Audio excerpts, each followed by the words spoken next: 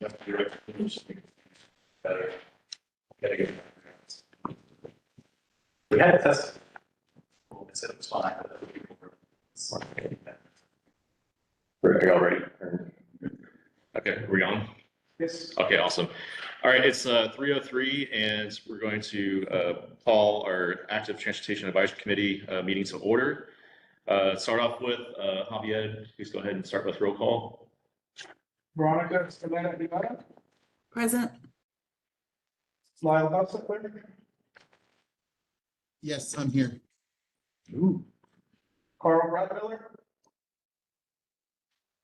Jeff Jordan, Cheryl Rogers,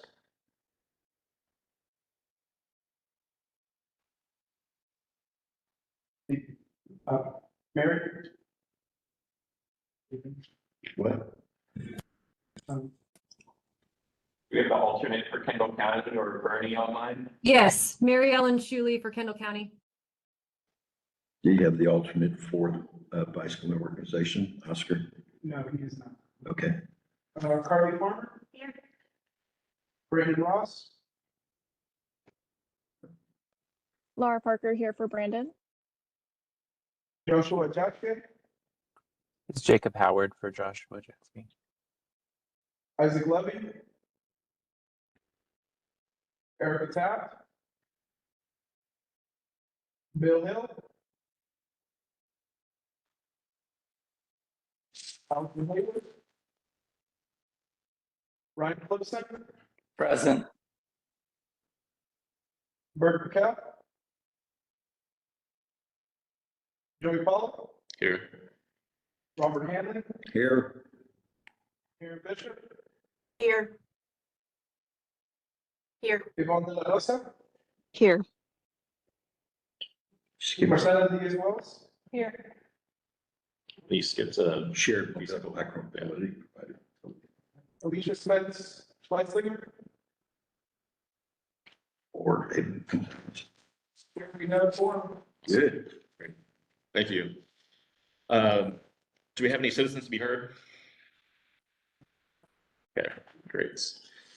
All right, so we're moving on to agenda item number 3, approval of the September 20th, 2023 ATAC meeting minutes. Does anybody have any revisions, or would anybody like to make a motion to approve the meeting minutes from? Awesome. Who was it? Motion from Carly. Okay. Do we have a second? Robert Hanley, second. Great.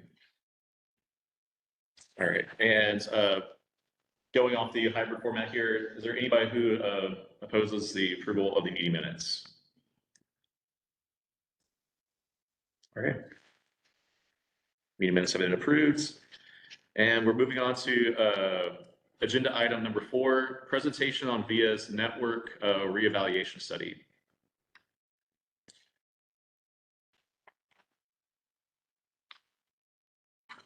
And we have Monticello Diaz-Wells representing. Go ahead and take it away. Everybody see okay? Can they hear me okay? Yes. Okay. So my name is Maricela Diaz-Wells. I'm the manager of service planning at VIA. And I'm going to be presenting the Better Bus Plan to you today.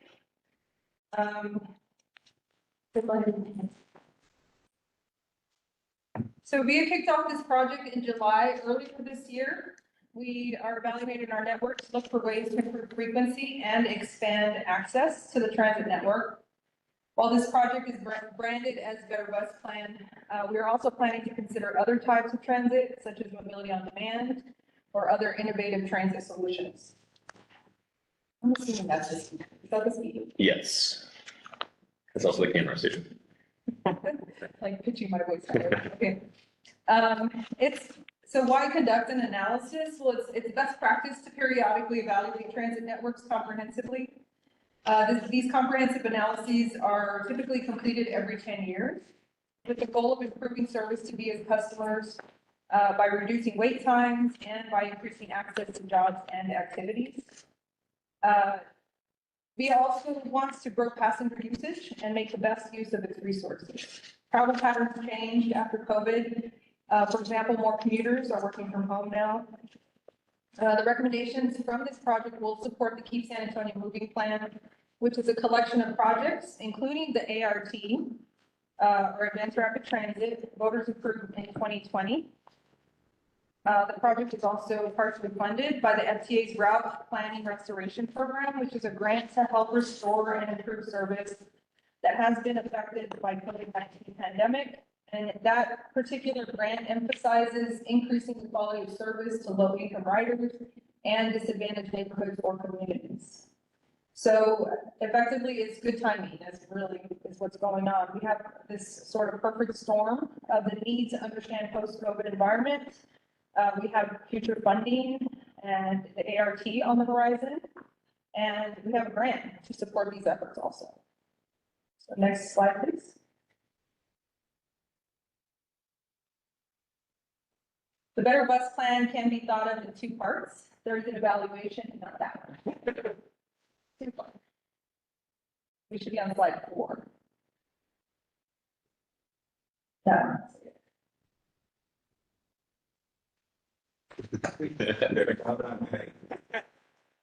So that's an automatic play.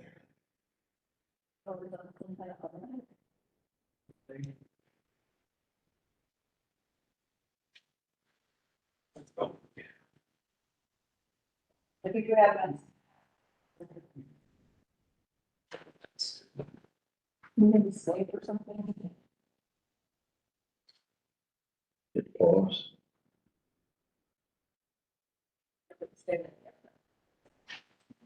So evaluating design, so the Better Bus Plan can be thought of in two parts. There's an evaluation part and a design part. So the evaluation includes a market analysis and a service analysis. The market analysis would answer questions like, where are the existing and future transit markets? What common trips do locals and tourists make?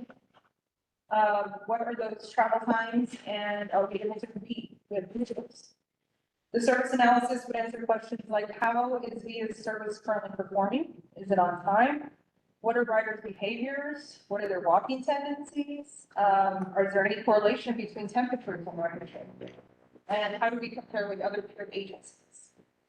The design piece is based on the evaluation and stakeholder feedback. It includes assessing fixed route and via link for alignment changes, increases in service, or expanded access. It would include service type recommendations. Service types are defined by route or zone characteristics, such as frequency or stop spacing, or the purpose of the route. So is it serving downtown or is it serving neighborhoods? We're looking at other transit or innovative solutions also, possible voucher type programs in more rural area or communities. The design also prioritizes equitable access to transit to create a new cohesive transit network in a post-COVID world.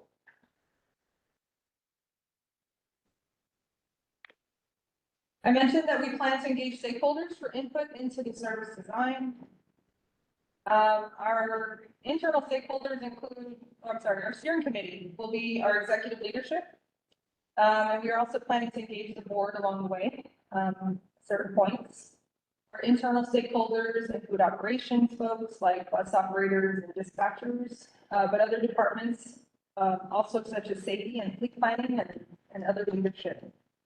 Our VIA riders or patrons, as we call them, technical advisory group that will be made up of other local or regional organizations that have planning functions such as COSA and the FPO. The suburban cities are getting regular updates from our public engagement team also. And we plan to also engage with business stakeholders or business partners or large employers and the community in general. Our plans will be displayed in public forums to receive comments.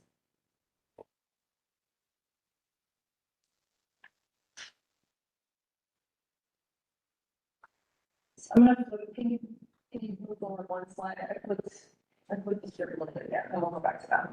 I thought this was a better flow.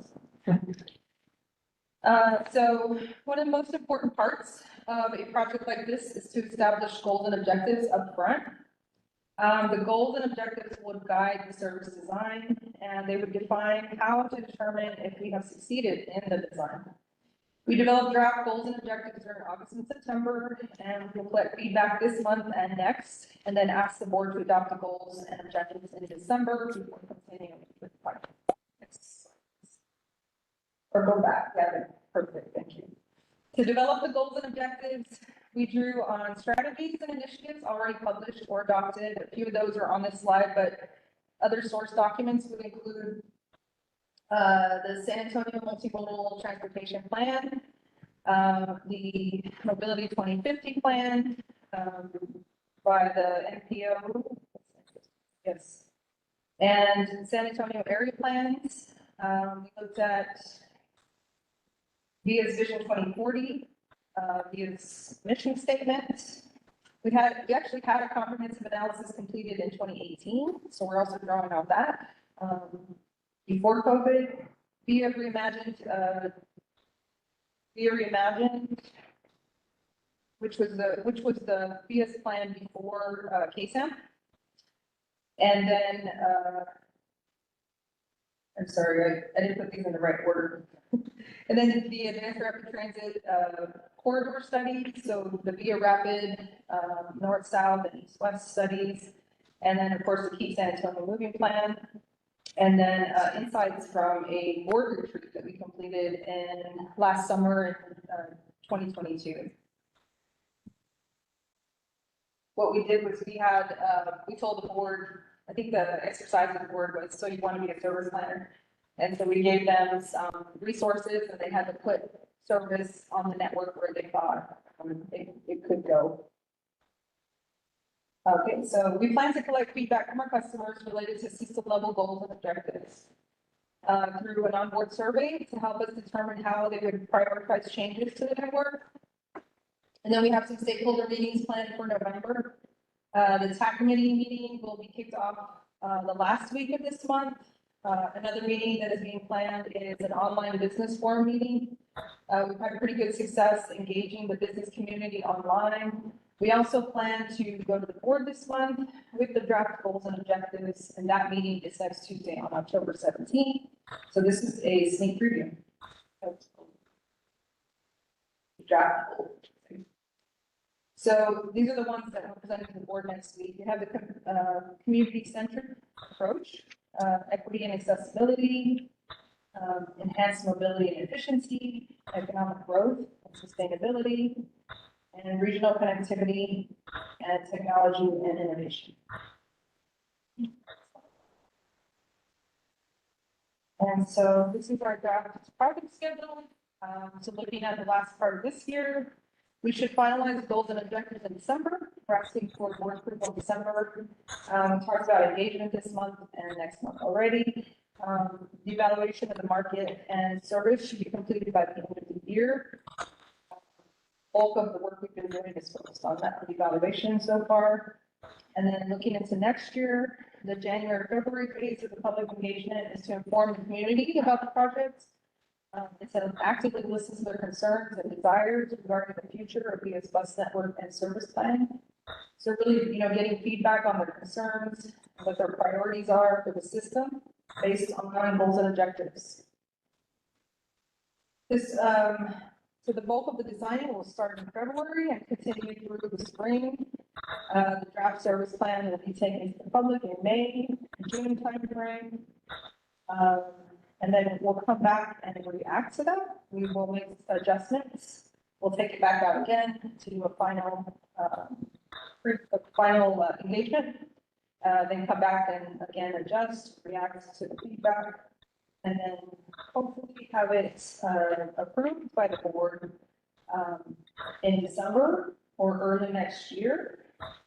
The service is planned to be implemented in phases, beginning as early as May 2025. And the goal would be to have the network in place before the first ART line is operational in 2026. So that's it.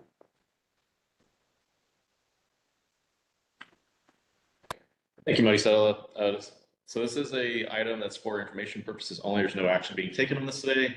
But does anybody have any questions for Maricela on her presentation today? How much was the route restoration grant for from? $750,000 $750,000. and like $100. It's a one-time grant. It's a one-time grant.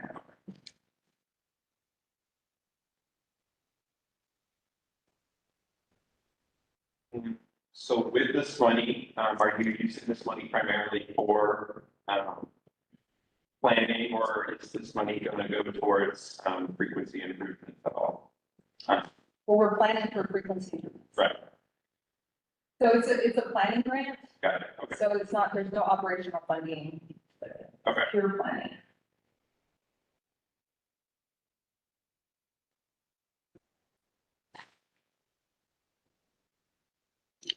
Monty Celeste, I know that VIA recently announced that they're, I guess they discontinued the VIA Transit Community Council and they're kicking off the council to keep SA moving. Has that have anything to do with this reevaluation, or will this group be a part of that process going forward? We will definitely keep them up to date on all VIA projects. So VIA Okay. has quite a few projects right now. And so we're collaborating, I'm collaborating as the project manager for this project with all the other project managers. And so we're collaborating on communication to the public, to that council that you're talking about, the board. So there might be things packaged together and presented together.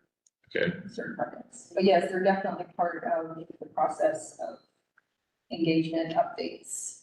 Okay. They probably fall in that community bucket. Stakeholders. Just go ahead. Bert, go ahead. Do you have a question?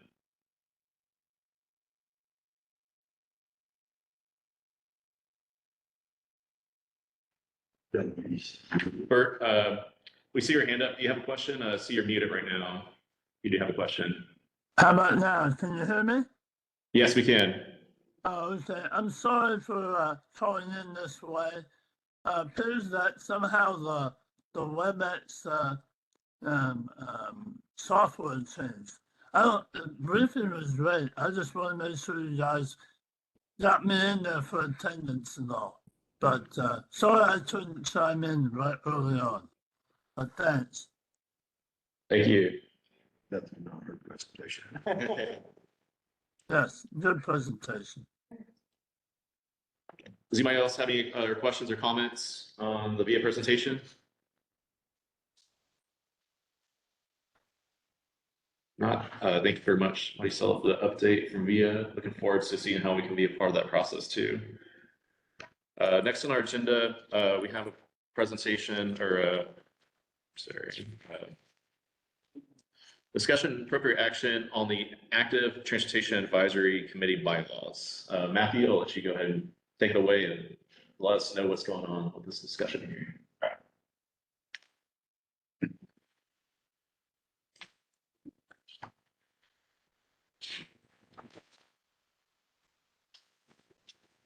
Yeah.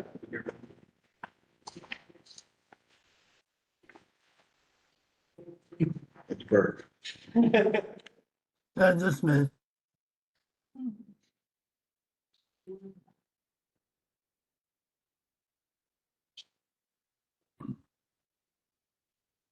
All right. First off, I want to thank everyone for being here today. I know we have a lot of different events going on today.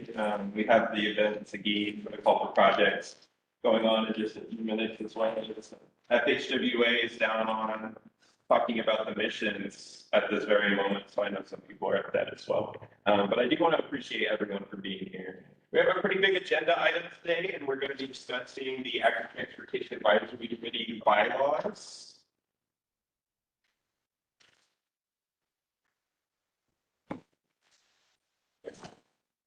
So the purpose of this presentation today is to give you some more information on the discussion we're going to be having about these bylaws, and eventually by the end of the meeting, hopefully taking action on those bylaws as well. So the main issue that I wanted to bring up about the bylaws at this time was that first, based on the current set of bylaws, there is a possible loss of 5 to 7 organizations, as well as both chairs that we have seated here today, this January.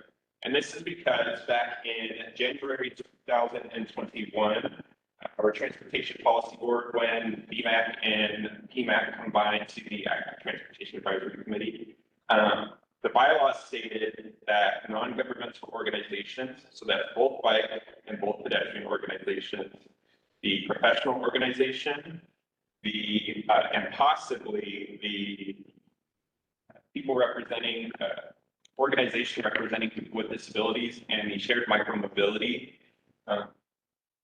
have non-renewable terms that are 2 years long. And so that term would end this coming December 2023. And so we want to bring a discussion forward as to whether we wanted to keep that clause or see what we can do about making that renewable. In addition, the shared micromobility provider and the organization representing people with disabilities have unclear terms. I know I just mentioned that they could possibly be non-renewable, but realistically within the bylaws, they are unclear, and I will go in more detail.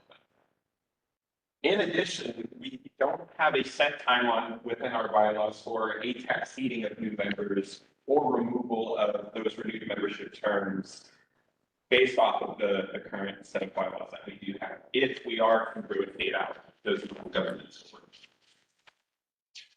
So the first one I wanted to bring up was the shared micromobility provider. On pages 2 and 3 of the current bylaws, the format is consistent with the renewable position at first. So the renewable positions are going to be closer to like the city of San Antonio or Kendall County, where those positions are automatically renewed every 2 years. But then on pages 3 and 4, it's listed with all of the other non-renewable rotating positions, as well as being listed renewable 2-year term on page 5 as approved by ATAC. So it's the formatting is consistent with renewable, and it's listed as renewable at the very end. But in the middle of those bylaws on pages 3 and 4 of the membership section, it's listed with all of the other non-renewable rotating positions. So we want to look to get some more clarity on that with y'all today. For the organization representing people with disabilities, the format is consistent with a non-renewable position at first on that pages 2 and 3. And you can see that on the right side, it says one representative on a rotating basis. When it says on a rotating basis within that list, that means that they have to take a 2-year hiatus before they're allowed to serve again. Then on pages 3 and 4, it's also listed with the non-renewable rotating positions, so consistent thus far. But on page 5, we list out that bicycle, pedestrian, and professional organizations are 2-year non-renewable terms. But we stay silent on the organization representing people with disabilities. We list everyone out on page 5 except for this one organization. So we just want to come to y'all to see if we should add them so that it's to get a little bit more clarity. I made a little chart for us to look at how the formatting and what the wording within the actual bylaws has been saying. Both bike and both pedestrian, as well as professional organizations, are consistently non-renewable throughout the bylaws. The shared micromobility provider starts off as renewable, but then is listed with the non-renewable organizations, and then it specifically said to be renewable on page 5. Organization, again, for people with disabilities is listed as non-renewable throughout, but then it's silent on page 5. So we just want to get more clarity with these organizations, as well as discuss what's going to happen this December, January, when that 2-year cycle does come around. So, just a reminder of everything we've talked about so far. The non-governmental organizations, so bicycles, pedestrians, and professional organizations have 2-year non-renewable terms at this time on ATAC. So this coming December, they will be phased out of ATAC membership, and we'll have to vote on those 5 new organizations onto the Active Transportation Advisory. The shared micromobility provider and the organization representing people with disabilities have unclear terms. So At times, they say non-renewable and then unlisted, or they pick one or the other. So we want to clarify that. So we know coming this December, who will need to be cycled off and who we need to post an application. That means we have a potential loss of 5 to 7 organizations, depending on how we clarify those 2 organizations, which include both of our chairs for ATAC this January. So I have some options to consider today, and we can definitely discuss this and have more questions. We have a lot of information today, so feel free to raise your hand while I'm presenting at this time. If anyone has any questions they would like to clarify. An option we have is to simply clarify micromobility provider as renewable or having no term.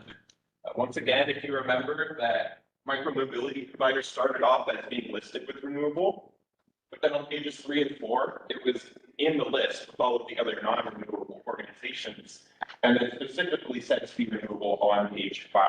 So this would simply strike out that list on page 3 and 4, strike out shared micromobility provider from that list of other non-renewable organizations.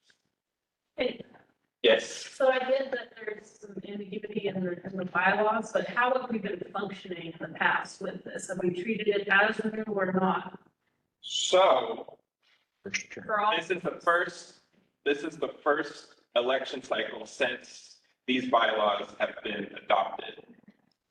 So they were adopted December 2021, January 2022. So 2 years later, we're coming up to the first election cycle of ATAC. And now is when we have to start enforcing those term limits. And so we haven't come up to this problem basically until now. So I want to bring it to people's attention and see if this is still the route we want to go. Do we still want to cycle off all of these non-governmental organizations? Because the main goal was to increase participation of a lot of different organizations in the San Antonio area. And Matthew, maybe this is a good time, because I don't know how many people on in this meeting know the history. And you were part of that, Joey, when we combined the Bicycle Mobility Advisory Committee and the Pedestrian Mobility Advisory Committee during the COVID period. And so we were having joint meetings, and it came to mind that it was so hard to get in quorums that maybe would be combine them. Hence, we developed new bylaws and we identified stakeholders we wanted. That's my recollection, Joey. Yes, definitely, part of that too is just, I mean, the MPOs changed in function and form over time too. It used to be a single county and now it's a multi-county area. And that's one of the things too, like, primarily like when it was Bexar County, there's a lot of things centered around San Antonio and Bexar County, and now it's how we serve a greater area. Correct. And with that too, also, speaking from the former staffer too, trying to coordinate and schedule different presentations for both committees. A lot of them overlaps, and some of them, were similar presentations, and we're trying to be more effective, especially using the planner's time to maybe do more planning activities, and also, present even better meetings, or what can the group get out of the meetings and be of service to the area. And with that being said too, like for the whole process too, let Matthew, chime in if there's any other details on this too. Like there's not a lot of other MPOs that have like a citizen or organization, like non-governmental organization being a part of like this type of committee. For instance, like NCT Cog in North Texas, it's all governmental representatives. And I think HGAC in Houston, I think theirs is I think it's hard to, I looked recently, I couldn't find their member composition, but it varies across different places. And we're also still pretty unique in that, like when it was BMAC and PMAC, there were citizen representatives, and times there was, I guess, difficulty in finding citizen representatives to be a part of it, especially as, MPOs and processes or MPOs kind of, complex layer of governments.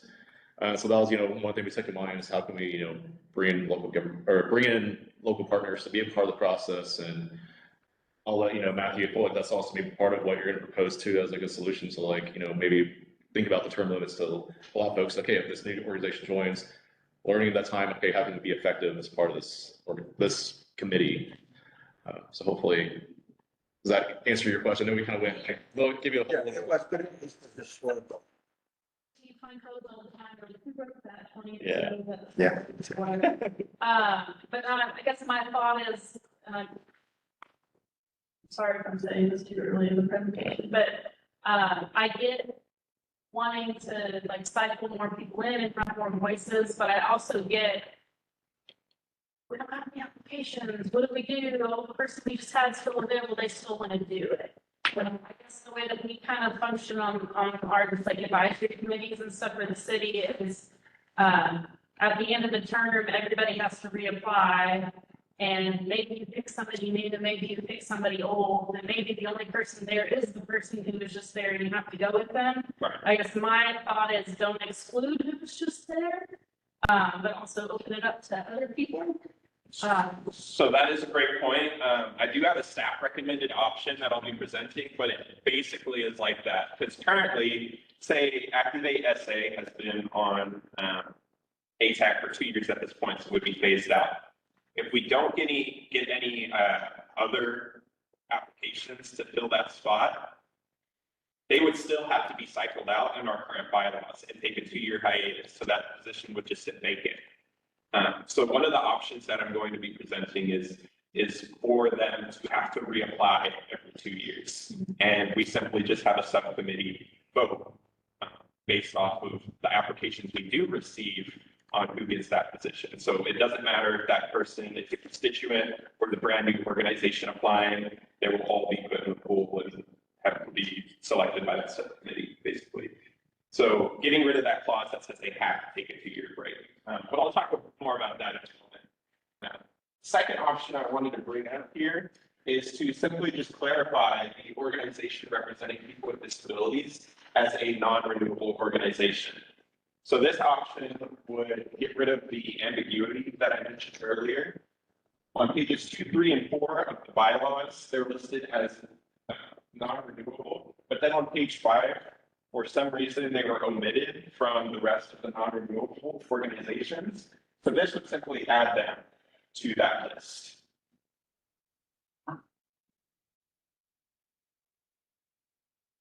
Another option to consider, this is something I just mentioned, is to redefine those non-renewable terms as to all non-governmental organizations. So instead of listing out on page 5, the organizations that are non-renewable and dealing with the option of we're missing someone in the future, we could just state that non-governmental organizations, so that includes maybe the shared micromobility provider or other organizations that are non-governmental, would be that 2-year renewable. Sorry, I've been saying non-renewable. It is renewable, but requiring that the organization reapply and receive ATAC approval on every 2 years for those terms. We would also define non-governmental organizations on page 2 as the organization representing people with disabilities, the bicycle organization, pedestrian, professional, shared micromobility provider. So that is another option, is to just simply define all of those as non-governmental organizations, and that they will have a renewable 2-year term that they have to reapply for every 2 years. So are you saying that you could be adding members to the membership? No. So these are the. So do we currently have a representative for each of those? Yes, we have 2 bikes, 2 pedestrian, a professional, shared micromobility, and organization representing people with disabilities. We have membership for that already. All this would do is change them change the bylaws from listing them out specifically to saying non-governmental organizations and defining non-governmental organizations as those 7. Another option to consider, being that those election cycles are happening very soon, December, January, is that we could add a timeline for future election cycles to the bylaws, stating that applications for those open positions in the future will be posted on the MPO's website in August, giving people plenty of time to apply.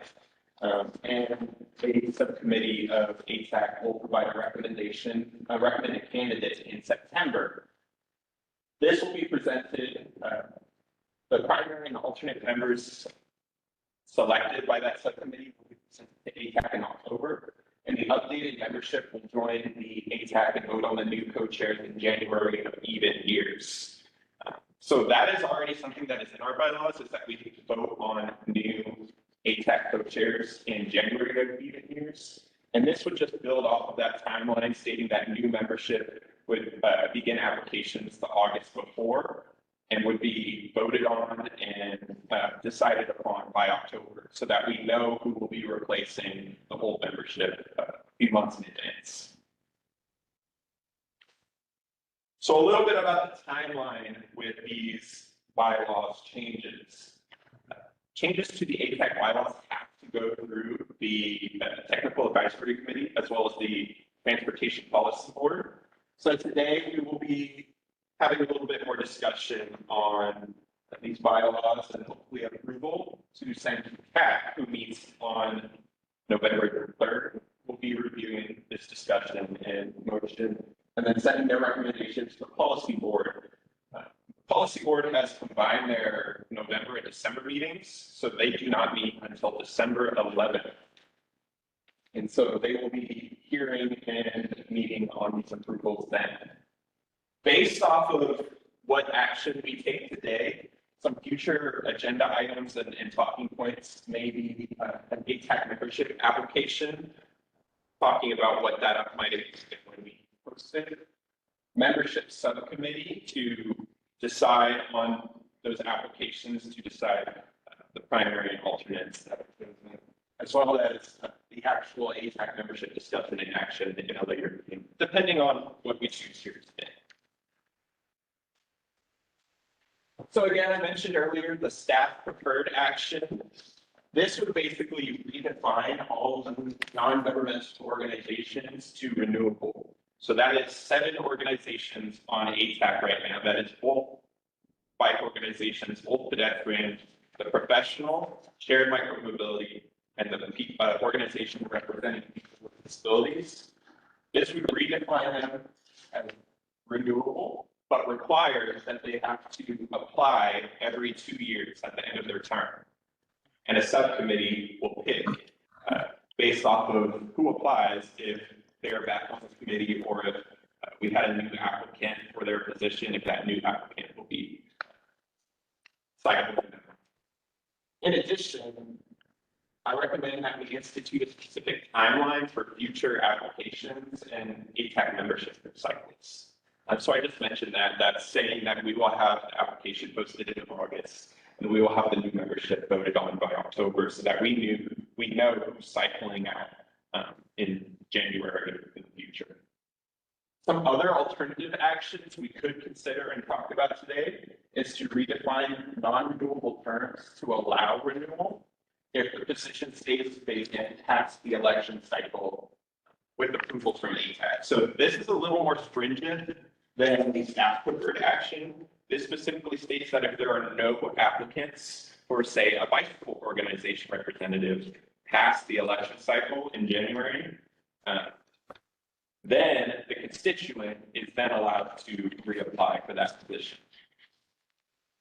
Another alternative action we could consider is to clarify that the shared micromobility is a renewable organization, and the organization representing people with disabilities is not renewable. So this would pretty much keep the same bylaws we have now, except it would clarify those 2 terms. So with this, we would lose 6 organizations this December and need to vote on new membership accordingly. And the third option is to simply give ourselves more time to discuss this.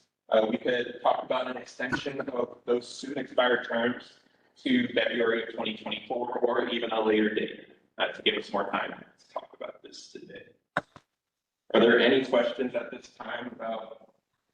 Can you go back to that table that you had all summarized on? Yeah. I'm curious, what was the spirit of the bylaws? What was intended?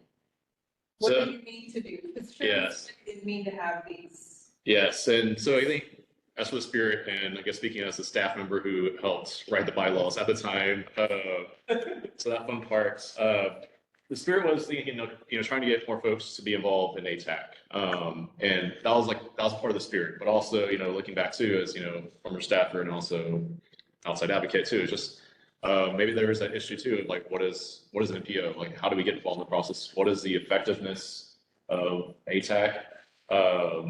What they can accomplish, but that was the original spirit and intent of trying to maybe allow more folks to be involved in the committee.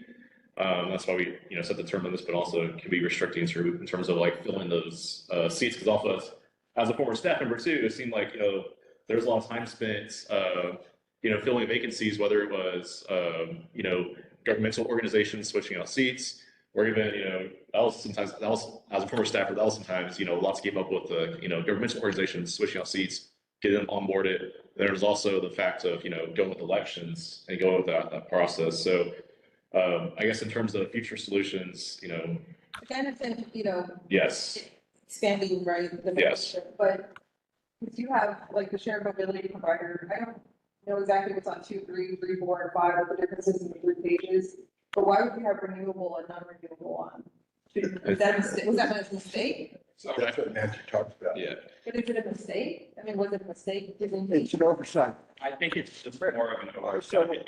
Yeah. When, Do they mean it to be renewable on page 3 and 4? And if they did, why would the shared mobility provider be renewable and the organization for disabilities be non-renewable? So that's kind of the question. When you're doing this, because the process is when we were combining BMAC and PMAC in the bylaws, the 2 committees combined, we had 28 or 29 members if you just took them and combined them.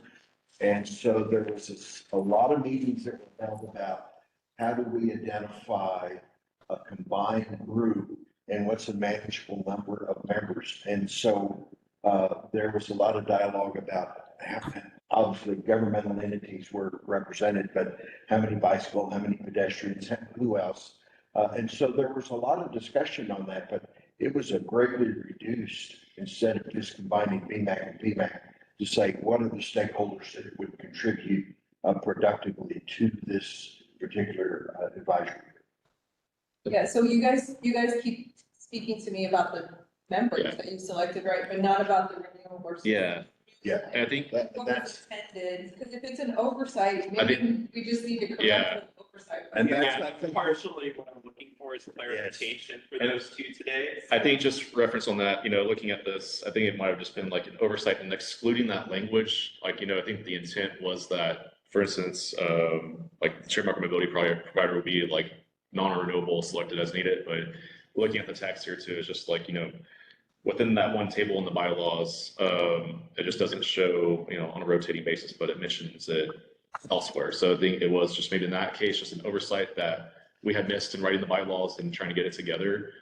So I think that might have just been like, oversight in terms of not including that extra language on some of those other pages. If I remember, during this process, when we were doing this, we were so focused on getting the right stakeholders Yeah, identified.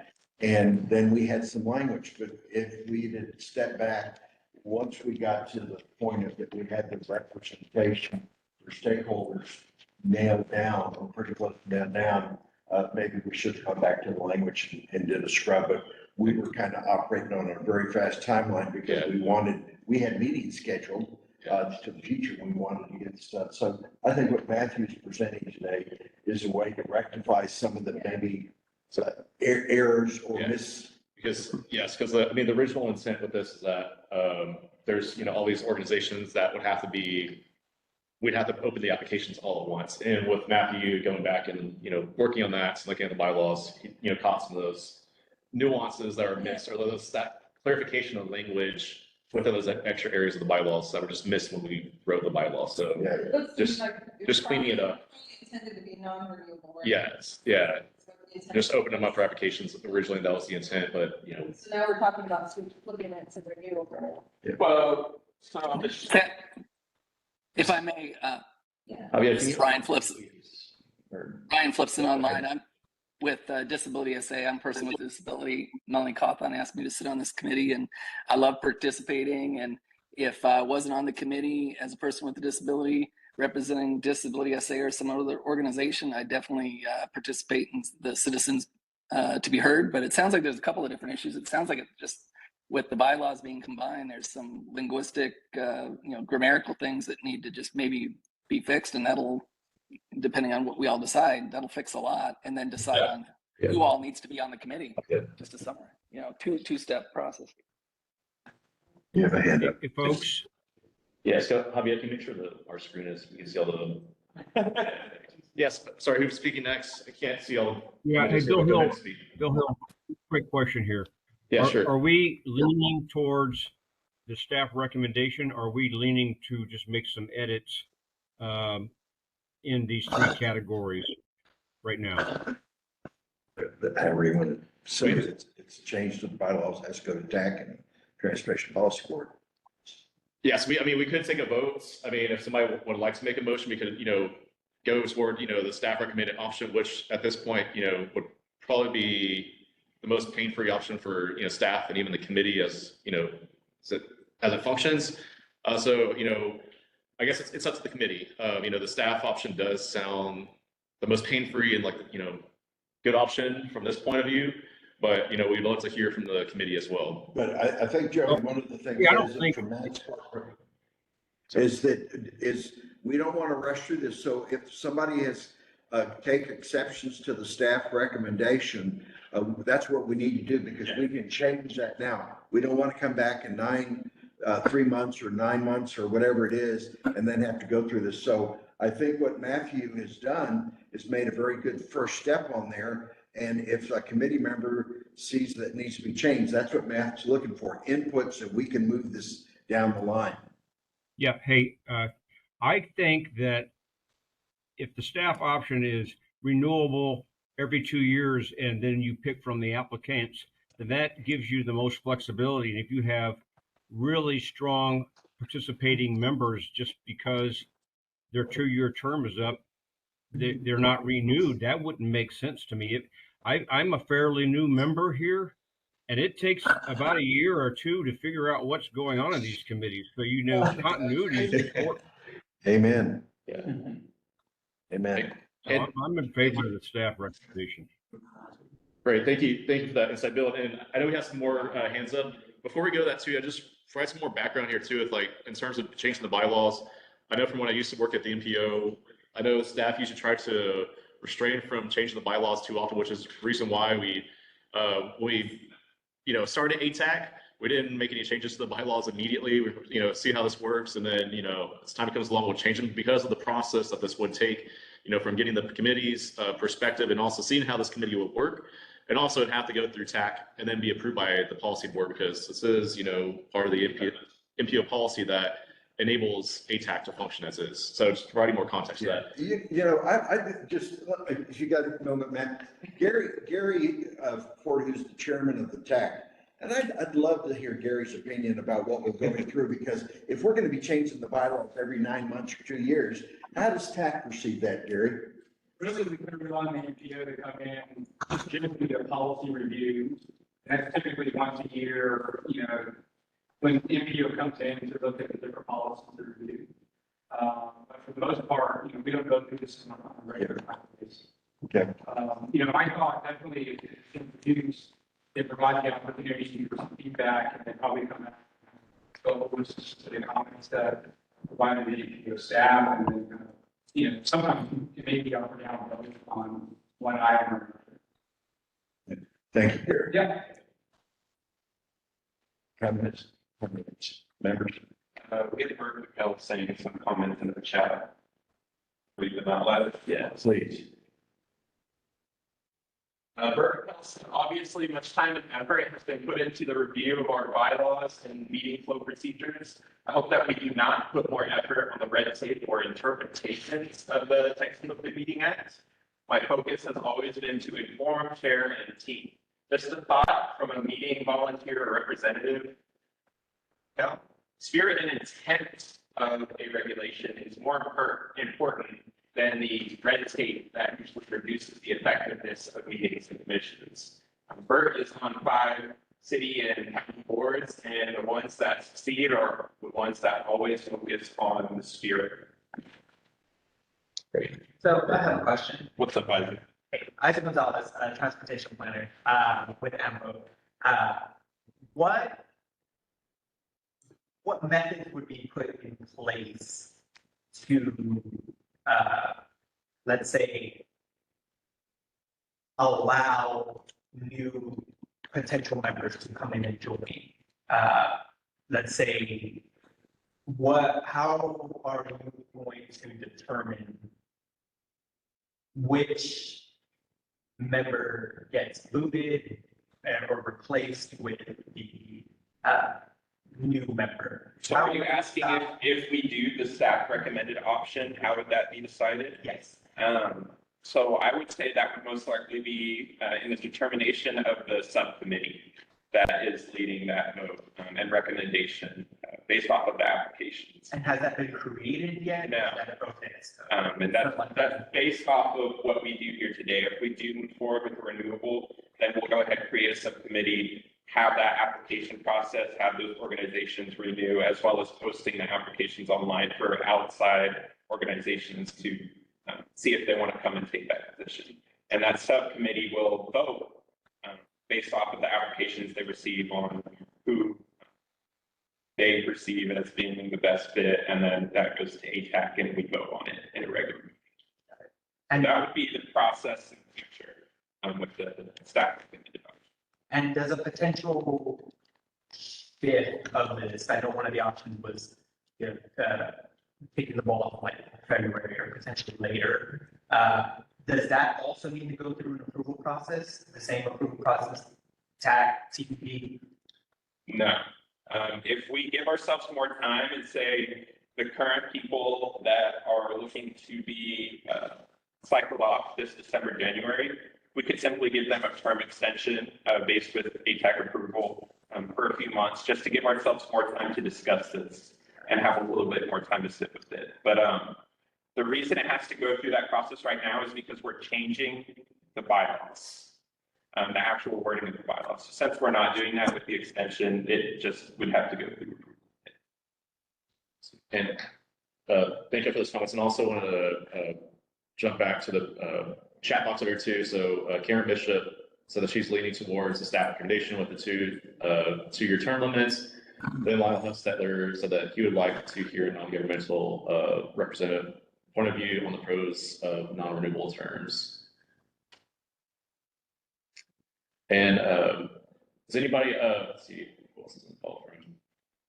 Jeff Jordan, I know you're one of the folks to see who's one of our non-governmental reps. I don't mean to pick on you too much, but by chance, do you have any thoughts? I know you also served on BMAC when BMAC was around. Do you have any thoughts on this process? I know we've been on it for quite a while, and we would like to stay on it, but also there's lots of bike organizations that could have valuable input as well. So I mean we're we can take a step back if other organizations want to step up and do that as well and get involved. But I like the option of if nobody's stepping up or applying, then we have the option to come back on instead of leaving it vacant. Thanks for that feedback. Yeah, this is Robert Henley. I agree with what Jeff just said, and I'll give you a real quick background. I got involved with the MPO in June of 2010 when I was asked to chair the Pedestrian Mobility Advisory Committee. And I would have to say that in the almost 13 and a half years that I've been involved in this process, membership and participation has always been an issue. And so I hope that whatever we're doing, and I think Matthew has made a very good first step at trying to resolve some of the issues, because as he started in his presentation, 6 or 7 organizations leaving. Right now, we have 11 vacancies, and that's the primary and the alternate on our current membership. And I don't want to do anything that impedes that because this committee serves a very important role in the MPO. So, you know, I right now, I think that we've made Matthew's made a good presentation, and I think that's the first step. If we come back about a year or two later and you got everybody and their dog wants to be on this organization, the applications, the 2-year term limit is still there. And that means if nobody applies for that position or for that stakeholder, the person who's currently in there can reapply. And I think that addresses the issue, but I don't want to do anything that impedes the opportunity for participation and membership. Thank you, Robert. And, you know, especially for, you know, all the folks providing input on this process too. And if I may add some more context to it, you know, getting, you know, membership and participation has been, you know, at least in my term as active transportation planner at the MPO too, that's, you know, one of the topics, and how do we get people more involved in the process. And, you know, with this being said too is, I guess, will this hopefully allow more time for staff to maybe, you know, provide or put together presentations maybe on, we've talked in the past, I've, you know, maybe not succeeded in some parts, but like, you know, talking more about crash statistics for bicyclists and pedestrians, maybe more updates on projects in the region from TA, transportation alternatives projects. How are those moving along? How can we provide input? And so maybe, hopefully, I hope that maybe like with these suggestions too, it allow more time for staff to be able to work on some of these topics and, you know, do more planning efforts that we need to happen throughout our region. And with that being said too, so does anybody have any other thoughts also on, you know, beyond, well, you know, maybe take a vote in a little while, but any thoughts beyond this too in terms of bylaws, in terms of, you know, composition itself? Because somebody mentioned earlier about, you know, the membership itself. Should there be a discussion about bylaws that could also be a discussion about, you know, opening up opportunities for other folks and, like, you know, non-governmental organizations, whether it's maybe higher education institutions. I know that's one of the groups we had talked about, and creating ATAC, or maybe other groups that are maybe like regional trails organizations. So that's, you know, one reason too. We had Robert, myself, and Matthew had a pre-meeting about this, and that could be one of those considerations too, if we were to like suggest like another ATAC position, to bring in somebody to have these fruitful discussions, hopefully about maybe how we can solve some of these issues as a regional organization to maybe fulfill those regional trails plans and build those connections. Anybody have any thoughts on membership as is, or leave it as is for now? Well, one thing that we did not, that Matt just did bring in his presentation that we talked about when we were redoing these bylaws a few years ago, was the subcommittee structure. If there's other organizations that are not represented in the stakeholders, they could participate as a subcommittee member, but we've never worked on developing the subcommittees and what do those look like and identified. And Clifton's very aware of that. So, you know, that's another opportunity to bring more people into the table without having to change the number of members that are in there. Definitely. And so there's other vehicles, and I think that was part of Matthew's presentation. Yes. And maybe to, I don't see, I think Jacob's hand is up, but also maybe there's opportunity, maybe I mentioned like higher education. Think of, I know ETSA, they partner with Bear County for their TA projects, I think. Maybe there's opportunities for, like, Bear County still has a vacancy. Maybe that could be opportunities for ETSA to represent Bear County. So fill in some of those vacancies that's needed. Is that Jacob, I think? Yeah, I did have a question about sorry, it's a little bit off topic for exactly what you're discussing right now, but about the language that for the staff preferred action.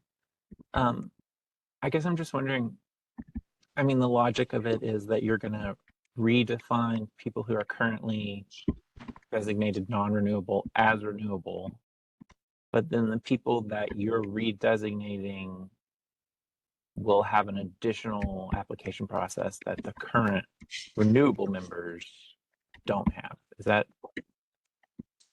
sorry, that's too confusing. So basically, all governmental organizations in that city of San Antonio, that's like Guadalupe County, city of Seguin, they are renewable right now, and they do not have to reapply. What this staff preferred action would say is that non-governmental organizations, so that's the bike, pedestrian, all that, they can be renewable, but they have to reapply every election cycle, basically. Okay. So it's basically the same thing as the cities, but stating that they have to go through the application process every 2 years. And that ATAC subcommittee has to vote on them being on or not for the next term based off of who else applies. Would it be cleaner to just not use renewable versus non-renewable and just say governmental does this, non-governmental does this? We could do that. With the staff preferred action, everyone's renewable.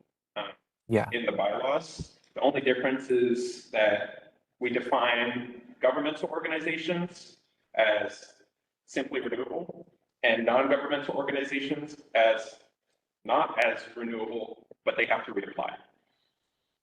So with the staff preferred action, everyone is renewable, basically. But the non-government has to reapply every 2 years. So To make it even simpler, should you just have the people, if they want to stay on, just reapply again? That way you don't have this application process subcommittee form, and then they don't have their application in the hat, you know what I mean? And then you're like, well, nobody applied, so then you can now reapply, and now you can. Well- If they just put in their application in the first place, with everybody else, then you're just doing one effort. Usually what the governmental has been in the past, and correct me if I'm wrong, Clifton would know this, and Joey, is that we go to the agency and ask them for a representative, and they're nominating it. So I don't know that whether an application process for a governmental entity is a Did I deterrent. say, I meant non-governmental. okay. Okay, not Sorry. Yeah, I think I get what you did. It's non-governmental. Yeah. you allow the renewable to come at the same time as everybody else, or do you wait until there is no application Yeah. to then allow? To me, that adds an extra step. If you just have anybody who wants to participate, whether it's somebody that's already on the committee or not. Yeah. And then. So with the current staff recommended action, that sitting committee, so say, activate SA, I'm always gonna pick on Joey here, but they would come out next election cycle and we have the staff recommended action, and Joey wants to activate SA to reapply for that membership. They would reapply at that August date with everyone else. So everyone would apply at that August date, and then all of those applications would be checked out in September by the subcommittee.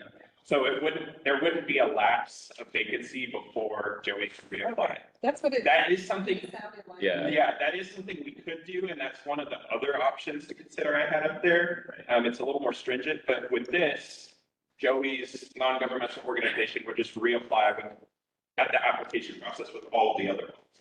So it'd be a 2-year, every odd year, every August, all of the organizations would resubmit their application every September odd year.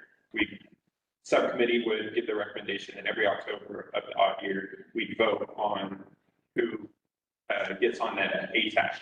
And then they join us in that following January, a few months later. To That's what clarify you mean all organizations are only non-government organization I'm members? sorry, I mean non-governmental organizations. This does not affect the cities at all, any of the governmental organizations. Yeah. Sorry, I hate to. No, ask that was- Can I ask another? Sorry, I don't know if you guys are pointing at me or not. Is there? I mean, there's no risk. I guess I just wondered how non-governmental is defined, and I mean, I think it would be great to expand that membership, but and I guess ultimately the committee would have the say on whether or not they got a seat. But is that term so broad that people who maybe aren't interested in mobility would ever apply, or maybe have competing interests? That's not necessarily an issue. So first, with the staff recommended action, we do define who the non-governmental organizations are. It's all of the bike and pedestrian organizations, professional, shared micromobility provider, and the organization representing people with disabilities. Those are all defined as the non-governmental organizations. Okay. As for if it might scare off some of them from applying, I don't see how that could, because they're able to reapply continuously every election cycle, basically, versus the current bylaws right now, where they may have to take a 2-year hiatus every 2 years. So if anything, I see this may make them more engaged and involved with ATAC, since they don't have to take a on 2 years, off 2 years time. Okay, thank you. You know, another way you can offer flexibility for other members, maybe you just have 5 seats and you can say anybody in these organizations can apply, and then every 2 years you just pick 5 people. And then you can rotate. As for the non-governmental, The non-governmental. Yeah. So one reason we didn't go that route, just we try to have balance. So it wasn't just a bunch of bike groups, for instance, because maybe for instance, there's a lot of bike groups in San Antonio, but there's maybe not a lot of pedestrian organizations. We'll try to find balance in how we structured it. So we would have, for instance, like B-Cycles being represented right now, but maybe it could be also maybe Bird, one of the other providers, or same, pedestrian organizations. Like right now, like Activate SA, we're kind of like in between, because they're representing all active transportation modes, but like probably fall better like a pedestrian category. So that's right. We structured it this way. There's at least slots, so like there was a little better representation, because that's one thing too. Like usually PMAC sometimes were it's a lot more, I guess, participation and attendance in BMAC versus like PMAC sometimes. So it was a much larger committee. Yes. BMAC had like 5 or 6 more members than PMAC did when they were in their heyday. Yeah, so that's a little more context on how we came to that conclusion. And I see that, I think hopefully we answered Lyle's question, and Bill's also, he's ready to make a motion. And Bill, are you ready to make a motion on which proposal? Yeah, I'd like to make a motion to approve the staff proposal as presented. Okay. Do we have a second from somebody? Second. Okay. Early. All right. And so going off our usual voting, is there anybody who's opposed to the staff recommendation of allowing access? Yeah. Yes. Staff recommended proposal as presented, which is to redefine all non-governmental organizations to renewable, requiring an application process and approval from ATAC, and institute a specific timeline for ATAC membership elections. Is there anyone who is opposed to that proposal? Okay. Joey, does that include the option 1 for the other alternative actions to consider as well? No, that is just option 1 of staff preferred and option 2 of staff preferred. Yeah. Okay, I would like to make a motion then to include the staff preferred actions, as well as the first redefine non-renewable terms to allow renewal if position stays vacant past election cycle with approval from ATAC. I think we need more discussion. Yeah, we could, I'll have to have more discussion on that part. It'll be an amendment, if I'm not mistaken, but I can I give would you the differences between those. yes, Matthew. Yeah, I can talk a little bit about the differences between those two very quickly. So number 1 for the staff preferred action is we redefine all the non-governmental organizations as renewable, and they would reapply that August when that application is posted. Number 1 of the other alternative actions to consider, we have to wait that entire election cycle, basically until January, to see that that position is vacant before that constituent is allowed to apply. So there would be a lapse of vacancy with that if we were to do the other alternative action to consider. So those are the differences. One is a little more stringent, saying that the constituent is only allowed to reapply if there is a vacancy, if nobody has filled their position yet. Okay, then Go ahead. I think I follow now. So yeah, I'm okay with the preferred action, staff preferred action. Okay. Awesome. Are there any other questions on the staff preferred action or the alternate actions at this time? But right now, is there anyone opposed? So we do have a motion, we have a second on the floor. Is there anyone who is opposed to the current staff preferred action as presented? If not, the staff preferred action as presented has passed. So thank you, Matthew and MPO team for putting together the proposal. Great work. Thank you all. So, all right. Okay, so next on the agenda, we have the announcements and future agenda items. So the next ATAC meeting will be held on November 8th, 2023 at 3 p.m. And the December 13th ATAC meeting will likely be canceled. And the second announcement, Matthew or Clifton, if you want to talk about your move. Yeah, I can talk a little bit more about it. So we're starting public involvement for our intent process right now. We actually have our first public meeting in Seguin in an hour 45. So we'll be looking for feedback for Guadalupe County today. We have the San Antonio one tomorrow, and we have New Braunfels and Bernie next week. So I believe we have $185 million worth of projects going through, so we want to get everyone's feedback on that. If you can't go to the public event, we have it on our website for you to leave feedback on, alamoareanpo.org/yourmove. So you can give feedback there as well. And yeah, be on the lookout. Share on all your social media, all of our flyers and social media posts about those meetings, particularly for your own county. Sorry, did you say the end dates for public participation? Oh, so we're taking public participation online until October 31st, Halloween. So whole month of October is for public participation for that. Great. We have some other announcements today as well. TxDOT's holding their statewide active transportation plan, and I believe you wanted to talk a little bit more about that.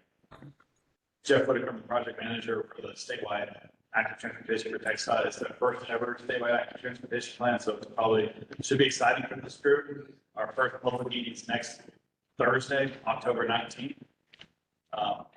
There's a virtual option if you can attend. If you go to TxDOT.gov and search statewide active transportation plan, it'll be the first thing that pops up. There's a survey to fill in. There's an online map. There's also a way to subscribe for information. So those are the 3 activities online you can look at. We are doing individual stakeholder meetings that day. So if anyone is interested in participating in an individual stakeholder meeting, feel free to reach out to. I can leave my information in the chat. That may be easier. I can get you signed up for one of those stakeholder meetings. Same things can be happening at the open house. Some people want to talk to us one-on-one. So all that day in the morning where you have individual stakeholder meetings. Thank you. And I did want to say that they did want to present today, and I made the mistake of not including them on the agenda. So they will be on November's agenda to talk more about that as well. The meeting as well as what's happening on the state. Yeah. So yes, they are going to be at the North Center Thursday, October 19th. But they will also be at the next ATAC meeting on November 8th to talk to us more about that plan. November 8th as well, we will have the City of San Antonio Bike Network Plan come and give an update to us about that plan and what's been going on. Good. And I believe we have one more announcement from AMPO. Do we have any announcements from anyone online right now? Go ahead and provide y'all's, and we'll go to everybody. I gotta get Zach. Okay, perfect. Okay. Does anybody else? I do have a question. We have our next ATAC meetings November the 8th, and December's ATAC meeting will be canceled. Historically, until we hit the pandemic, we always would do a Christmas breakfast somewhere for people to do it. And so the question, well, Matthew's not here, but Clifton and Javier are here, whether we're going to do that. Just a thought. Robert was just asking about the Christmas breakfast we normally do. We normally reschedule our December meeting to do like a Christmas breakfast. Where they have Yeah, we can do that. So we've done it, we got away from it during the pandemic, but it's always been a very well attended. We get 20 to 25 people to attend that just for fellowship. Yeah, we could definitely, instead of doing a December official meeting, we could do a breakfast. Okay. All right. Zach is here to talk to us a little bit about Alamo Meats as well. Hey everyone, not much to say, just wanted to introduce myself. My name is Zach Magallanes and I am the Community Solutions and Transportation Planner, and I manage the Alamo Meats program. Hopefully everybody here is fully aware of the Alamo Meats program, but just very briefly, this program meant to empower and equip and empower commuters with the information they need to make smart transportation trips. We have an app, I hope that everybody here is aware, that they can download. It's a free program, available to all commuters in the Alamo area region. And if you want to know or learn more about it, please let me know. Hopefully I'll be attending these more often, be a part of the agenda sometime soon. And, working with Matthew and the rest of the team to promote the program and get it to everybody in here and everybody listening. So I want to introduce myself. Thank you for giving me some of your time.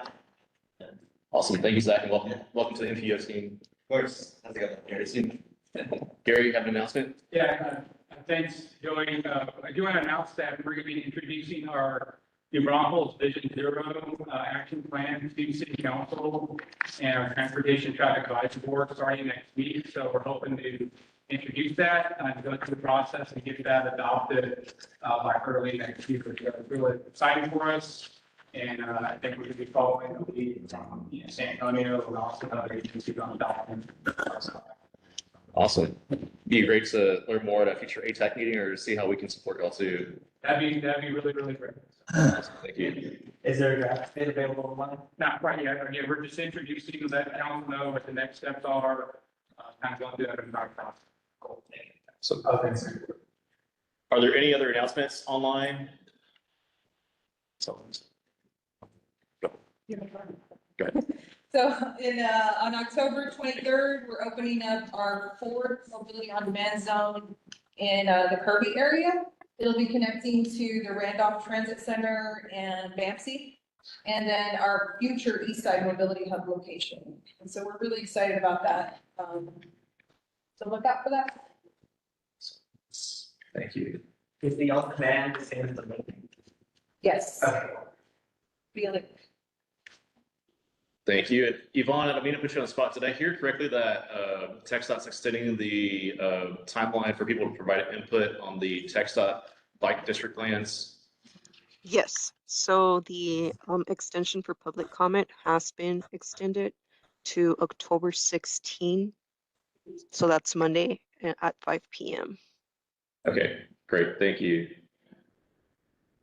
Are there any announcements from folks on here? Karen, you have your hand up? Yes, just real quickly, on November the 4th at Mission County Park, Green Spaces Alliance is going to have a Nature Fest. And part of Nature Fest is a 5K. It is a timed event, but you can also walk it and be timed, or you can treat it as a fun run and bring your family, your kids, your strollers, your dogs, all that kind of stuff. So if you like to run the trails or walk the trails, November 4th, Mission County Park, registration in advance for the 5K. Hope to see you there. Great, thank you. Burks?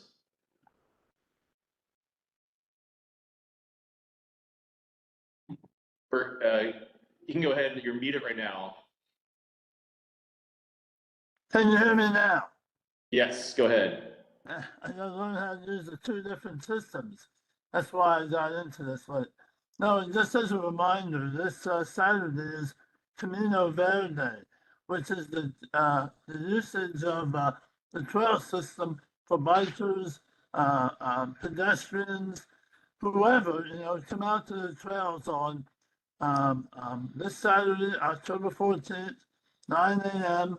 And it'll go from Southside Lions all the way to MLK Park. Obviously, it'll be during the time of the eclipse, but the whole city is coming out for this. I just hope that we can get a lot of organizations that can get a little bit more involved in the trail network. And this side of the trail, the Howard W. Peak Trail System, that's the area that we really want to emphasize to get more usage out of that. Whether people are using it for recreation or for just getting around. But it's a good event. I'm hoping that some folks from this group will be able to come out. Awesome. Thank you, Bert. Looking forward to being there. Yeah. Zach who just presented, or talked just here, will be hosting the Alamo area MPO booth at that event, the Camino Verde event this Saturday. We're going to be stationed at the J Street Trailhead, which is halfway between MLK and Southside Lions Park. So AMPO will be there, and we're excited to see everyone else there. Awesome. Thank you all for those updates. And if anybody has any other announcements, please let us know. Also want to make a request too for, past meeting accessibility. It's when trying to go find and listen to audio or preferably video online, it's still kind of hard to go back and listen to that when you go to the AMPO ATAC meeting archive. You try to go listen to the audio, it's kind of hard to find your place when going through past meetings. And I know the MPO has uploaded videos in the past to YouTube.